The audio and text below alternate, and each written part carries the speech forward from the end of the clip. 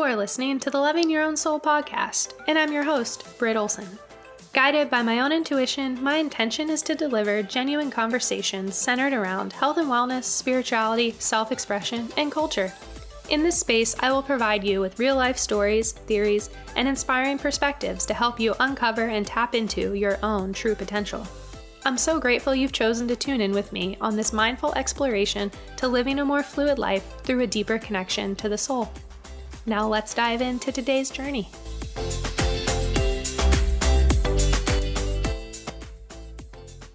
The day before. So this was probably around 3 weeks into my business. And I was on the phone with my client and she gave me the news that she wanted to go through with about 3 of my candidates, which is huge. My first deal as a business and just this crazy, beautiful, amazing emotion. And I just knew that I was put on this earth to do this. Mm-hmm. And as I'm on the phone with her, this is around like 5:30, I get a call from my half brother.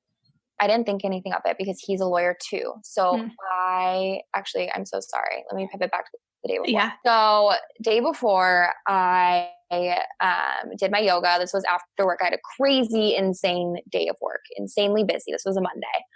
Usually when during my days of work, I don't even have time to check like personal text messages or anything. I'm on calls from 10 a.m. until 6 p.m. And so then I did my yoga class and my dad calls me. And I'm on the phone with my dad and him and I are talking and he's like, Jackie, I feel like I give and I give and I give to all of your sisters. What do you need from me? And I was like, Dad, I don't need anything from you. I just need you to be my dad. And he laughed and he was like, Jackie, I will always and forever, no matter under what circumstance, be your dad. He was talking to me about how he got his steps in and he's overweight. And so he would always tell me about the amount of steps he's getting in. And then before we're getting off the call, he's like, actually, will you send me some yoga classes? I'm like, and my dad, those kind of people that just would never open their minds to yoga or just don't understand. Right. My dad was always, when I lived with him, when I graduated first, I would go to yoga every single day. And he's like, why do you do this yoga, Jackie? Like, what is this yoga? Like, I don't understand why you have to go to yoga. He just didn't get it. And that's how he was. He's very stubborn. I think he saw the way it affected me in just this like positive, beautiful way. And he was ready to open himself. And for me to get my dad to open himself to that, just by him observing and watching me, I never thought I would live to see a day where my dad opened himself to start yoga. Wow. And it was just this beautiful, I almost cried. I think there were tears coming out of my eyes. And you're right. It was amazing. And so I sent him some yoga classes and I was like, he obviously was overweight and a little bit unhealthy. So we hadn't seen each other during COVID since COVID started. And I was like, I can't wait. I'll come home and we can do some in the living room, whatever it was. So him and I were like texting a little bit back and forth. And then fast forward on that Tuesday, I had a conversation with him in the morning regarding a legal document I was sending over to one of my first clients. I also had a conversation with my half brother, who is also a lawyer. So I consulted both of them and they guided me in what to do. So the next day, he had mentioned his will to me, which before I get off the phone, he asked for the yoga class. I sent those over and he mentioned his will, and which he does every once in a while. He's like, you're in my will, Jackie, which it's not foreign. He's done that before, but it kind of hit me a little bit differently. It was weird. Mm-hmm. And I had just this weird emotion about it. And I was like, Dad, what? Stop. Why are you telling me that? He's like, okay. I know, but I just want you to know. So then the next day I am on this run. I have just been moving into this crazy, just acceptance and gratitude for who my parents are. Mm-hmm. And when I was growing up and when I was a little girl and even moving into high school, there were times when I hated my parents, and my parents had a really beautiful, passionate, insane, intense love and a really fucked up love. So their relationship really dropped and fell to pieces when I was in high school. When I was like a junior and senior in high school, I felt obligated to defend my mother. And my That's dad a big is age for that to happen too. truly. Yeah. And my dad he's a lawyer, and he can be aggressive with his words, and he gets loud. And I just felt this need to protect my mom. Mm-hmm. And I hated him for a few years. I hated him so much. I hated watching the way he spoke and treated my mother. It's so crazy to think I moved from that point of hating him. I hated that man, to this place of absolute gratitude and overwhelming joy and acceptance for who my dad and my mom were. And I had just this like powerful feeling and emotion of gratitude. And then it was this vision, it was like this feeling or this vision of a world without my dad. Would I be okay? I said yes. And I was like, no, like I wouldn't be okay, blah, blah, blah. But at first I was like, yes, I would be okay. And then I was like, no, what's going on? Like and what? I just I just kind of read the vision and continued on my run. So then I'm on that phone with the client that evening, and I get the call from my brother, from my half brother. I didn't think anything of it because I had spoken to him earlier in the day. I get off the phone with my client, and he had left me a voicemail. So I'm about to call him back, but I'm like, let me just listen to his voicemail first and see what it's about. And so I listen to the voicemail, and it's Jackie. It's your dad. It's dad. He is on his way to the hospital. He's being rushed to the hospital, and it's not good. Call me as soon as you can. And I remember I just stood there in my room, and I was like, what is happening right now? Yeah. What is this story unfolding in front? Like, what is this unfolding right now? Such a good way of putting it. It's Truly. like an out of body experience where like the world stops, and it's almost that this is not my life. Like this isn't happening. I'm watching a movie. It literally was a movie. I'm like, my life is a fucking movie. Like, It was insane. I'm like, I start my own business. I'm this insane entrepreneur, and my dad is on his way to the hospital. What is going on? In the midst of COVID. In the midst of COVID. Were you able to go see him? No. So I hadn't seen him all of COVID. I hadn't seen him. So I was like, it wasn't that I thought anything happened. I was like, okay, everything's going to be okay. And so I call my brother. He's like, Jackie, dad was found on the side of the road. He was not breathing. And he wasn't breathing when he was found, and they're rushing him to the hospital, but you need to prepare yourself because it doesn't sound good. And I'm just like, what is going on? I'm crying and I don't know what's happening. And he was literally just walking my dog. And I have 3 sisters. So I'm calling all of my sisters. My sisters are on the phone. My oldest sister, who lives in Lincoln Park, is on her way to pick me up. And then I'm on the phone with my sister who's in Colorado, and the baby sister who's 16 and who lives with my dad. How many siblings do you have altogether? 3 sisters and then 2 half siblings. Okay. So 6 of us. And then, so I'm on the phone with my sisters, and Stephanie, the oldest, is bawling, crying. She's hysterically crying, and she's driving. And I'm like, you need to calm down a little bit. I need you to be safe. And then I get a call from my mom. So I hang up the phone with my sisters. I'm okay, I'll see you in a second. Like, mom's calling. So I hang up the phone and I answer the phone for my mom, and it's just silence. I'm like, Mom, what's going on? Like, where's dad? Like, what's happening? And she's like, Jacqueline, you just lost your father. It was just, I literally just like stood there. I was like, I need to be strong for my sisters. And so I grabbed my laptop. I packed up a bag. I changed my clothes. I put on my coat and I got into my sister's car and we just drove. I'm like on the phone with my mom and my other sister who's in Colorado. And then I'm in the car with my older sister, Stephanie. And I'm just trying to, stay calm. Everyone's screaming and crying. Do you think you were like processing everything kind of? Like, did it hit you immediately or was it? No. Yeah.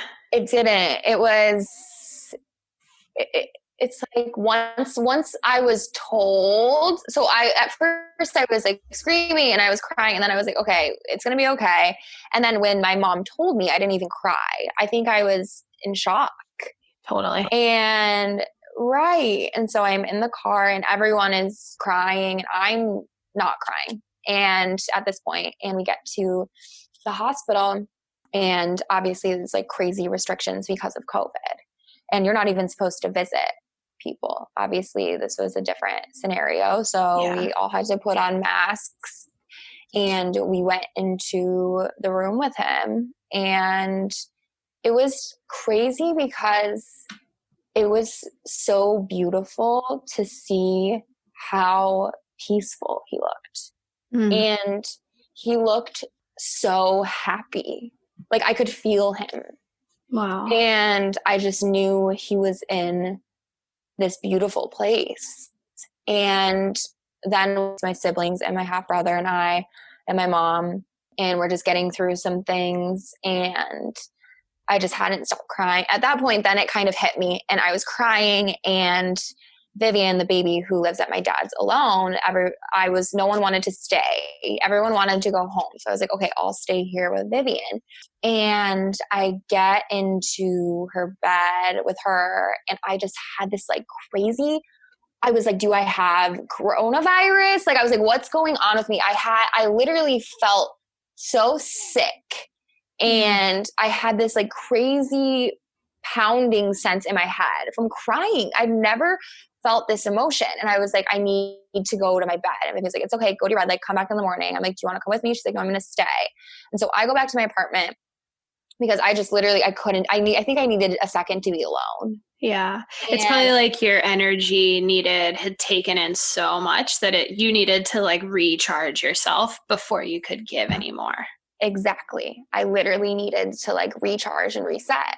And so I get into my apartment and again, it was just this like crazy, I was like, something's not right. So I go to the bathroom and I just threw up. I threw up like 4 times. And then I get into my bed and I'm just crying. And I actually listened to this meditation that a friend had sent me. And I listened to this meditation and then I think I got like 2 hours of sleep, 2-3 hours. It's so hard to sleep after a really traumatic event like that. Literally impossible. It was just like you would think like I was so tired. My head was so tired, but I could not sleep.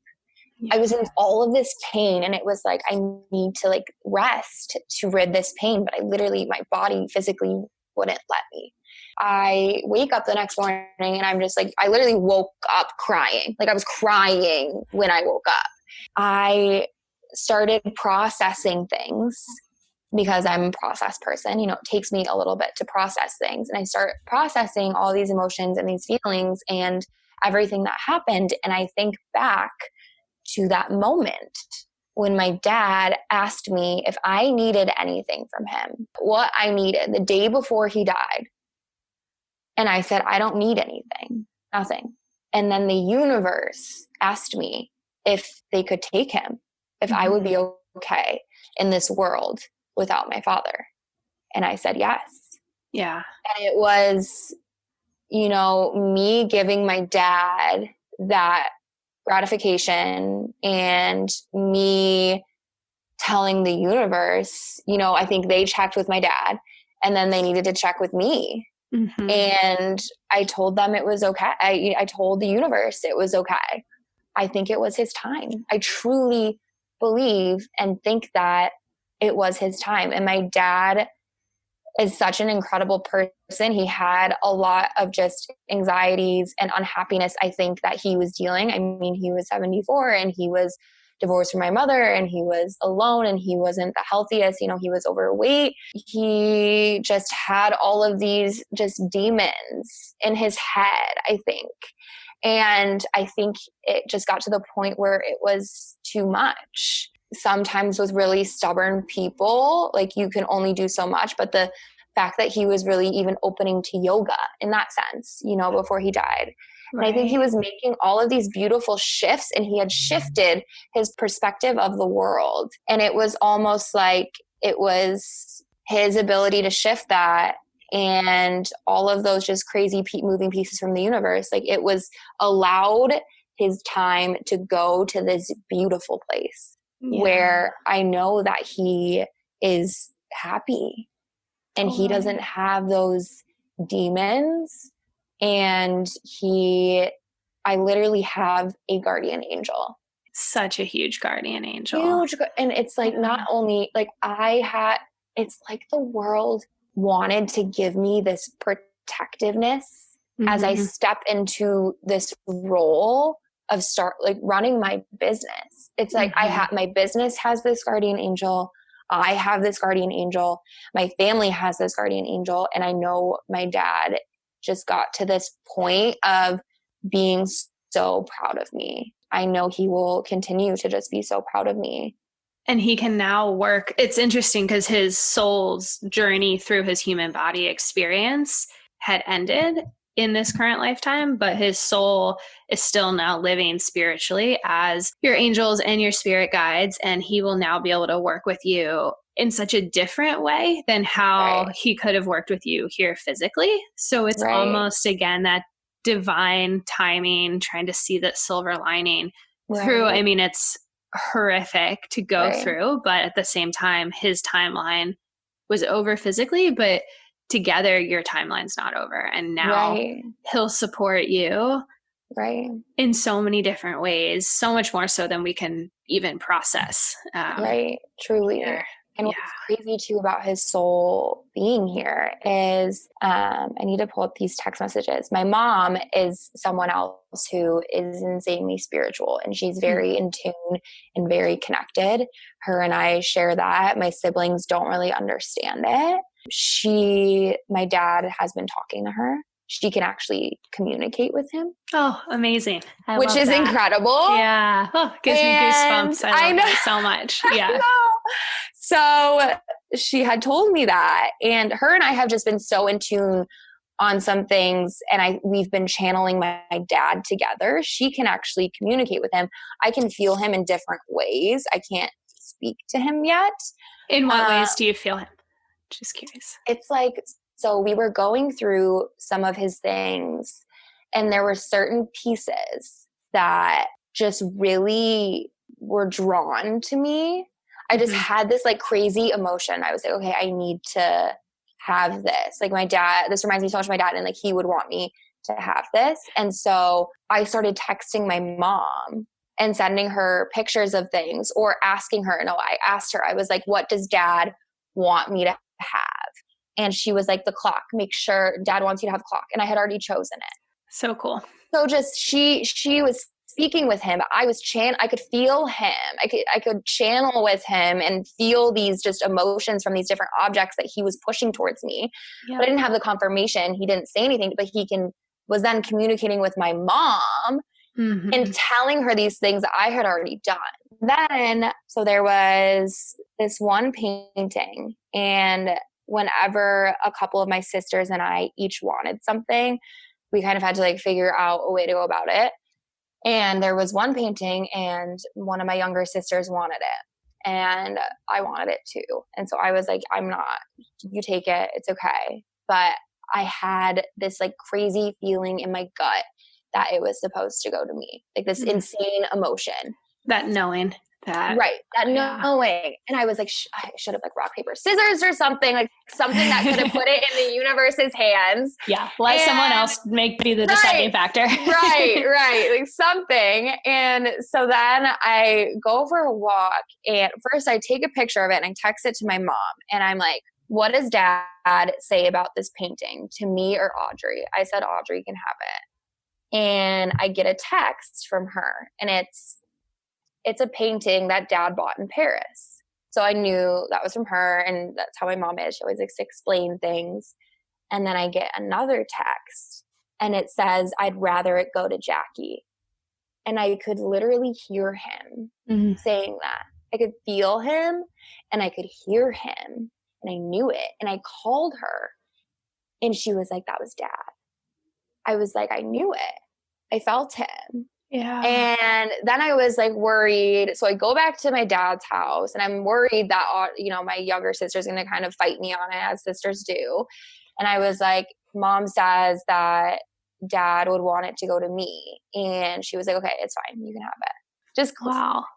All of these things it's just craziness. Like, she has literally been able to speak with him, and I can like feel those wavelengths of when he is communicating with me in other senses. At his funeral, all of his kids, all 6 kids. And I wrote my speech, and I called my mom, and I gave it to my mom. And at the end, she was like, I could hear her crying, and she was like, you sound just like your dad. Like, all of just even my way of formulating things and the power that I have with words is so similar to my father. It's insane. It's so cool. It's truly insane. Do you journal or anything like that? Like, do any creative writing? Because yes. I do a lot of channeled writing and automatic writing and things like that, where I usually try to call someone in or call in my spirit guides and then kind of work with them on a few things. It'd be interesting for you to try that with your dad if you haven't already, especially that you are able to almost like call in his voice through your writing so easily. Right. I'd be surprised if you wouldn't be able to, just through if writing is that connection, be able to get some things out of there. So how do I even go about that? So I do it usually after a meditation, and then try to keep some form of like, for me, music also just kind of amplifies a lot of the things that I do. And I always have a journal right next to me. So right as soon as I come out of that meditation, I just kind of focus in on who I'm trying to speak with at the time. And then you can start it out as just writing to them. Like, hey, Dad, I'm here right now. I hope you're doing well. And you just kind of really start focusing that energy in there, and then just start asking super simple, like yes or no questions, and just try to be still and listen.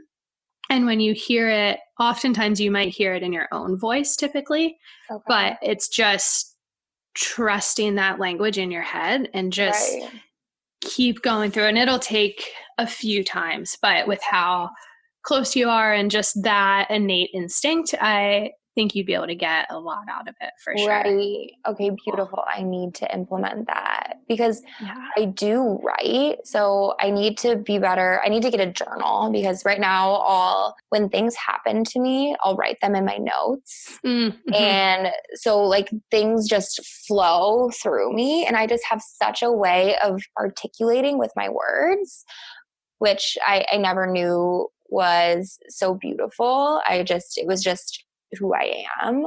Yeah. And so I just have this ability when things happen to me to just write them out. And I think that's just a really powerful way to release things too, to just write them and read it and understand it and just like move forward in a sense. Totally. Words can be so powerful. Truly. For sure. Especially when you find those moments of, and maybe for you too, in that moment of stillness, like you said, you get a lot of visions when you're running and walking and everything like that.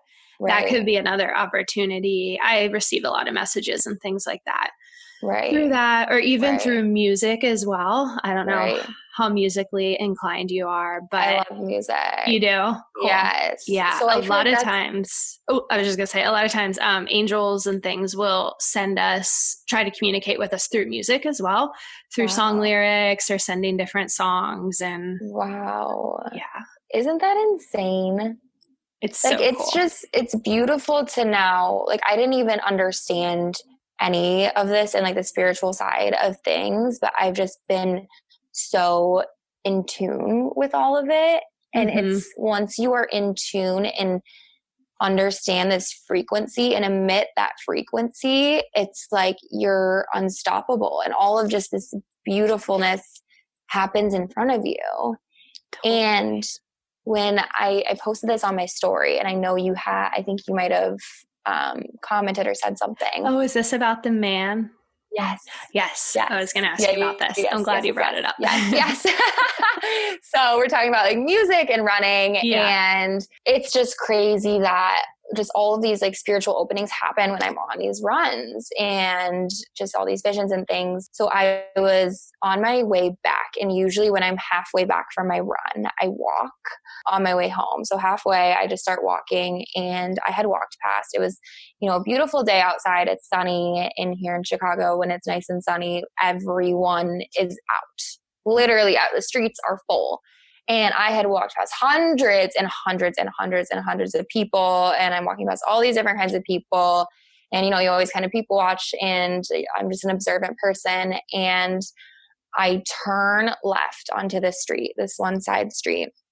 And I see this man, he's probably around my dad's age, and he's walking towards me on the same side of the sidewalk.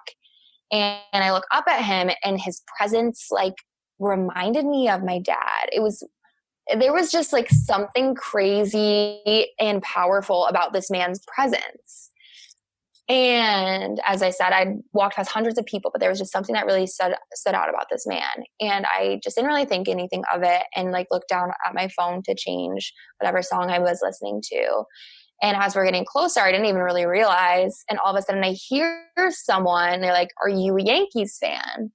And I look up, and it's him. And we were walking past each other, and I paused my music. I'm like, "No, I'm not a Yankees fan. I love this hat. I always run in this hat." And so him and I get to talking, and he is from Brooklyn and lived in New York for years, used to work on Wall Street, now has his own private equity firm, and was going on. And I told him, and I was like, "Oh, that's great. I just started my own company." And he's like, his eyes lit up. He's like, "What do you do?" And I told him, I run my own talent agency. So I work with top hiring managers and key stakeholders at all different types of companies, and then work with the top passive talent in the world in the realm of sales, marketing, digital, and creative. And he was like, "Oh, I need to introduce you to someone." And he said that this man, one of his best friends, leads revenue at Adobe, which is a huge company. Huge. And he's like, "Let me give you my card. Let's set up some time to talk tomorrow." He's like, I never have my card on me when I walk, but let me just check. So opens up this wallet. It looks similar to my dad's. He has like the same credit card as my father. And he's looking through his wallet, and I'm like reaching out my phone because I'm like, okay, he probably doesn't have it. I'm going to take down this guy's number. I'm like, "It's okay if you don't have it. I'll just put your number in my phone and your email." He's like, "Oh, I have one." And he hands it to me. Of course. Of course. He has one, literally only one. Yeah. And he never has them. He has one. He hands it to me. And he's like, your network is everything. You have to network, and you have to be smart." And I was like, 1000%. And we said our goodbyes, and I sent him an email, and him and I spoke the next day. And it was so funny. He sent me a few other contacts, and he would call me back and give me their phone, because he would talk to them first and then communicate if it was okay for me to reach out, and then would give me their cell phones. And he's like, "I feel like I'm working for you." I'm like, "Yeah, keep it up." You're like, "Please keep going." Right. Yeah, keep going. And so I actually, this morning, before we even had this phone call, so myself and the lead of revenue at Adobe, him and I've been trying to get him on the phone, and he has an ill wife, so has been had craziness with that, and it was the close of their quarter. So he's like, "I only have availability on the weekends." And so I sent him a text this morning. I'm like, "Let me know when you have availability today. I just don't have a window 1 to 3 because of our podcast." Mm-hmm. And I set my phone down, or I was about to do a yoga class, so it was airdropped to my TV. And the yoga class was just starting, and all of a sudden my phone starts ringing, and it's him. And so I answer, And he's like, hey, I'm on a walk. I know you live over in this area. Do you want to like social distance walk and just chat and have a conversation, see how I can help you? I'm like, absolutely. Let me throw on some clothes. And Wow. him and I meet outside of my apartment and just go for this walk. He is an absolutely incredible human being. He is so insanely successful and has this network of people and the people he wants to introduce me to, and just will be such an incredible contact in so many senses of the word. I literally met him through a man that I just met on the street, and this man just wanted to help me. Like, it's absolutely insane. And So it's just insane. so Where did insane. you, just out of curiosity, where did you get the Yankees hat? Oh my gosh, I don't even I truly do not remember. I don't even know. I think it was like one Just of my random. literally insanely random, like had no like as alignment with like my father or nothing. It was just like this random hat, but I always wear it when I run, always. And like, even when there have been times where I leave my apartment and I realize I'm not wearing it, even before this happened, I'm like, oh my God, I need my hat, because I just like to block out the sweat and the people. I like to be in the zone. Yeah. Nobody And knows who you are. Like, right. I can like hide away, you know, I still run into people, but I'm like, all right, gotta go. You know, you feel like protected and you're like your little shield. You're like, no one can see me, even though everyone can still tell who you are, but we have this like protectiveness that we feel. Just like sunglasses. Exactly. Oh my God. Yeah. So funny. But yeah, it was just insane. And it just, again, just shows me I'm where I'm supposed to be. And I've just made all of these insane connections, and it's COVID, and, you know, places aren't even open, and I'm still networking and meeting people, even just by chance and coincidence, and just being outside on a run. And it's just crazy, because it's just everything. I know I'm where I'm supposed to be, and I know my business is going to absolutely take over the world.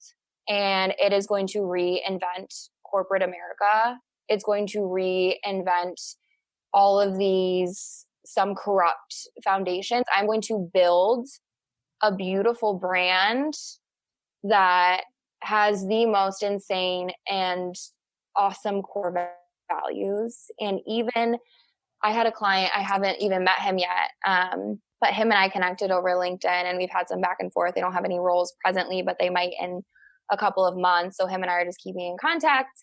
And I, you know, followed up with him, and I had a conversation about just some things he was doing for his team. So I just checked in on some personal things that I knew about him. And he said to me, he was like, Jackie, you have such an incredible way. Never change that. With your words with your clients are absolutely incredible. And he said, when you grow and when you build your team, make sure that your team has those same core values as you. Make sure that they have those core values that show that they care about their clients as people, that they're not just clients, they're not just a transaction. And I told him 1000%, I will literally only hire and build people that will share those same core values as I do. You almost need to write that out and put it in a big frame above your desk or something. Or paint like on a blank canvas. Right? Literally, I do. I'm like, I can already picture my office, like when I get an office space, like when things really, really blow up. And I feel like that now I've been thinking about this like picture I want of my dad, and like some words I want for my dad.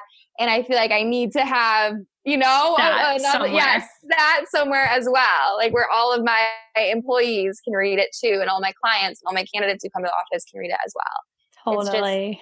It's crazy. And I know I'm so early on right now, but I just know, like, you and I will have a conversation in 6 months and a year. Mm-hmm. And I just know things are they're already just absolutely taking off. And which is so exciting. So you have such a strong mindset and ambition and vision and everything like that. And I love that about you. I think it's so compelling for sure, as I'm sure that's why others are so attracted to you. But do you put any specific like principles or strategy or specific manifestation acts or anything that you do to keep excelling and going? Or do you just like trust it and kind of run with it? Right. I think it's just a matter of me just trusting and running with it. It's obviously I have kind of like a strict schedule, and I really, really have to be careful about on the weekends, things are opening up and such. And I just have to be careful with my time. And it's now not only is this a decision that will be good for me, is this a decision that will be good for my business, because I just have no room to not be able to work in a sense. I can't really just like go out and party 24/7 when I am running my own business. It's a big commitment. It is. And it's just, I guess to your point, it's just trusting the process, and you just have, no matter what, push outbound activity. And you are going to have days when no one responds and no one is going to talk to you. Maybe a few days where you get absolutely no responses, but then maybe by day 3, you wake up and your inbox is flooded. You just have to trust in the process. I feel like people give up or don't believe in themselves because of those little hurdles. You just have to believe in it. And no matter what happens, just keep pushing and keep pushing that outbound activity, because one day you'll think that everything you're doing is not having a result. And the next day you'll see the results burst in your face. And that's just the beauty of running a company. And you just have to be able to handle the ebbs and flows. And that's the ebbs and flows of life. Like, it's not always going to be perfect. You just have to ride the wave to get to your end goal and embrace everything 100% head on. And so symbolic. Yes. We'll get through it. Truly though. And even with like my dad, and any emotion that I've ever felt, anxiety, anything. I was in a horrible relationship when I was a senior in high school into my freshman and sophomore year of college. And I was speaking to a candidate about this story. Him and I are very close. I was at the doctor, and I was in the lowest point that I've ever been in my entire life. And you would not know me then. And I was at the doctor, and the doctor wanted to prescribe me antidepressants. And I was like, hell no, I don't Good need, for you. Yeah. I was like, I don't need anything. Everyone can get through things. You have to face it though. You cannot hide from your fears or from your anxieties or from your sadness. You have to face it and face it head on, and you become stronger when you conquer it. And that's how I've been my entire life. Every single low point and anxious point and sad point I faced head on and move forward, and you become stronger. If you could go back and change one thing that you regret that you would change in your life, what would it be? I have literally no regrets. Nothing. I have not one regret. Every single mistake that I have made, every horrible relationship that I have been in, every just deal that has fallen through the cracks, it has literally shaped me into the woman I am today. And I wouldn't be who I am today if I changed anything about my past. And I'm at this place where I'm so thankful for all of the horrible things that have happened to me, because they have shaped me into who I am. And I think that's so powerful in moving forward and inspiring others, is that you need to see the beauty in the horrible things that happen to you to push yourself forward to be successful. Totally. And hold space for them. And I always like to say, things don't happen to you, they happen for you. Right. And I think you are such a just perfect visionary of that. with everything that's taken place. But Right. to switch gears for a second before we kind of close out the episode here, one thing I do like to do is end with some loving your own soul questions, just to help our guests get to know you a little bit better, kind of some rapid fire on the spot questions. Okay, cool. First question, do you have a favorite animal or a spirit animal? Oh my goodness. I feel like a dog. I've always been told that I feel like it's a mixture of a dog and a tiger or a cheetah. So I've always been told that I look like a dog. I'm just like very loving. Such a funny thing to say to somebody. Yeah. I'm like a dog. Like I'm like a loving, just like, I feel like dogs are just always there for you and to support you, which is how I feel like I am as a person. And I've always connected with dogs, and I've always loved like a cheetah and a tiger, just how elegant and beautiful they are in the wild. Mm-hmm. And just at how fast they run, how powerful they are as well. I feel like those are a lot of the qualities that I see in myself, just channeling that power and that grace that they have, and they own it. They own that power. They own that grace. They are who they are. And I think that's insanely powerful too. So those two are just like the two things that I like to morph into me. I love it. That's so cool. Do you? What about you? I'm curious. For me, mine is, I would say, a lion. Has always, just been an animal that I've always loved for a long time. Right. So beautiful and powerful. Yeah. Do you have a favorite quote or inspirational person that has kind of been your limelight through this whole transition the last couple months? Right. My dad, 100%. And just the two quotes that I shared earlier. So, that people will not always remember exactly what you said, but they will forever remember how you made them feel. And that always makes sure everyone you're with has the best night of their lives, and you yourself will have the best night of your life. Those are truly the foundation of everything that I am.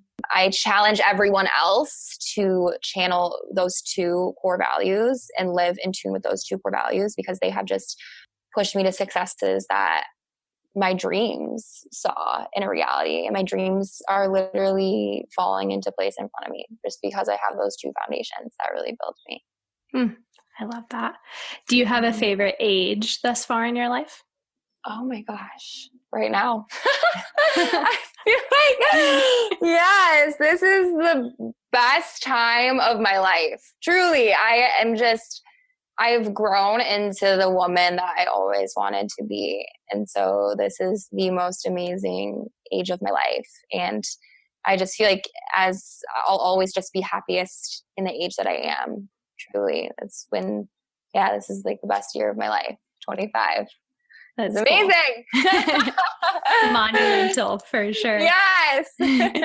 Are you a breakfast, lunch, snack, or dinner person? Oh, dinner. Yeah. I love dinner. Oh my God. So I'm just so crazy during the day. So I wake up and I'll drink, I'll meditate. I'll drink a glass of lemon water, and I drink this like giant water bottle. It's really like wide too throughout the day, which is ice cold lemon water.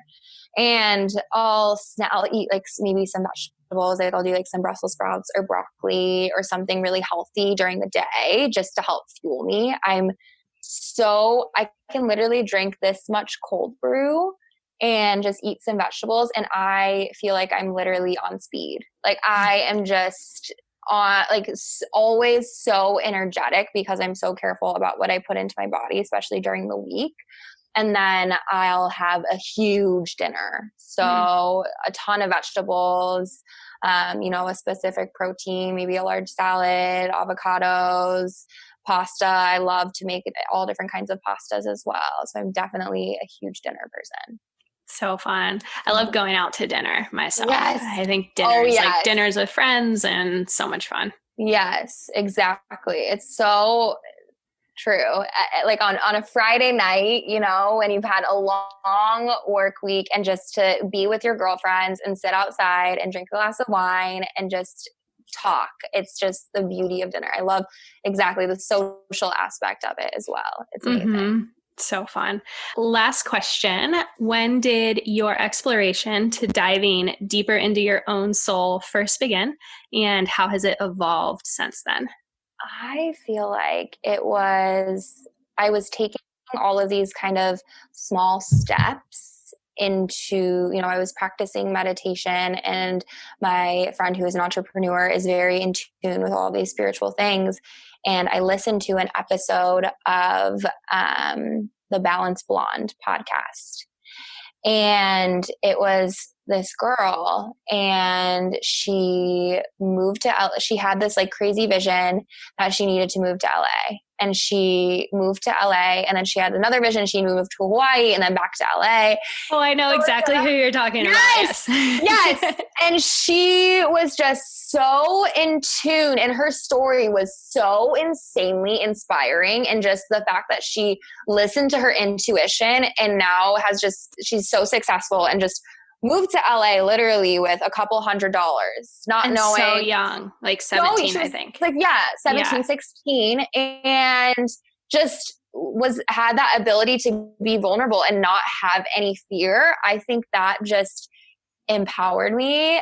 Everyone needs to listen to that. It was the most beautiful, inspirational story. And it was in listening to that in parallel with these things happening in my life, and in parallel with me taking these strides to my business into this spiritual being where I was just all or nothing. And ever since that moment, I've just been so in tune, insanely in tune. And just with meditation and with my manifestations, it's just been just this crazy just opening of everything. And spirituality is so beautiful, and it's so non-judgmental, and it's just so powerful.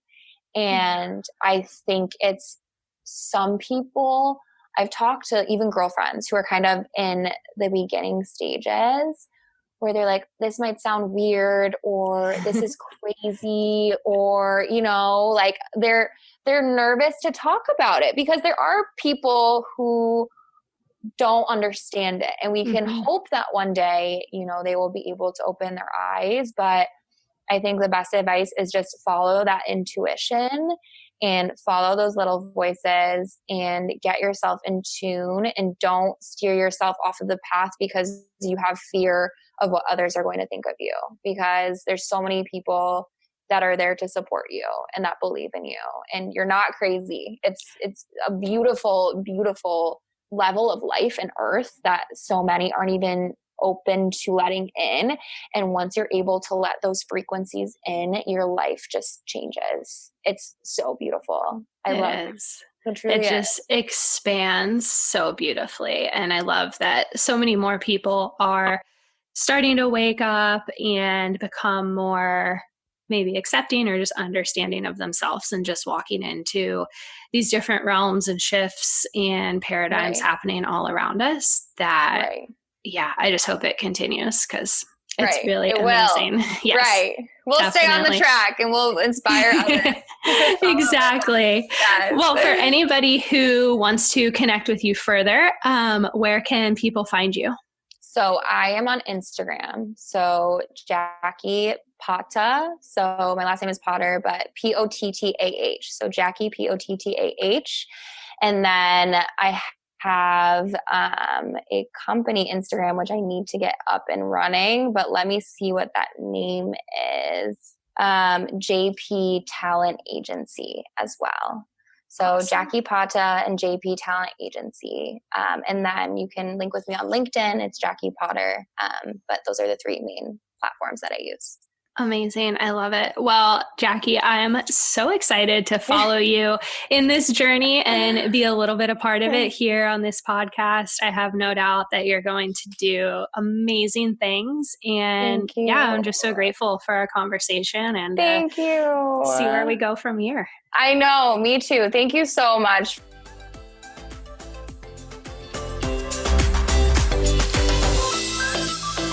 Bam! What an episode, right, you guys? Just the energy that Jackie holds and her spark for life and her ability to really just carry on through the trenches. I mean, at a mere 25 years old, she was hit with just so much so quickly. I mean, even just dealing with the loss of a parent at such a young age and someone who was such an inspiration to her, like her father. Oh my gosh, all the feels, all the emotions from so many different levels with this episode. I hope that you all enjoyed it as much as I did. Jackie is such a special light. I so look forward to following her journey and watching her change the world one day with JP Talent, as she so eloquently says. So thank you guys. I hope everyone is doing well. If you all need anything, please let me know. Know that I am here for you. I feel for you. And we are all in this together. So we've got this. Thank you. I love you all and have a wonderful day.